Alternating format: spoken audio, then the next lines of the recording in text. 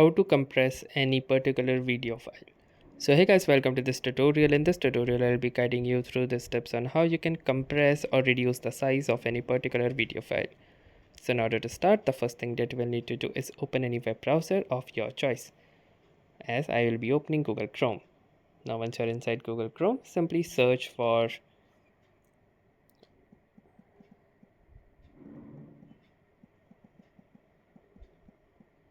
like this. As you can see, I have searched for video compressor size. Now from here you will see different types of websites that you can utilize. So I will be utilizing this website, that is freeconvert.com. So simply click here and then choose the file that you want to compress.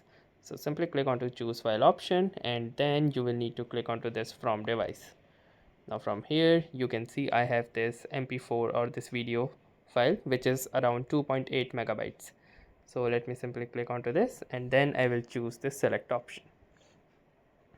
Then once it has been successfully uploaded,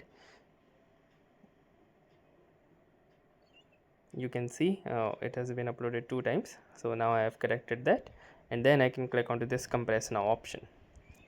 Now you can see that the video is being uploaded, and once the uploading will be successfully completed, the video will be validated and the compression algorithm will be run upon it.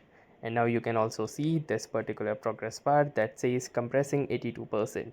So let us wait for it to reach 100%, and then once that has been done, we can click onto this download option and it is redirecting me to another website. So in case it takes a little while long, you can simply go back and then try clicking onto this again until it downloads the file.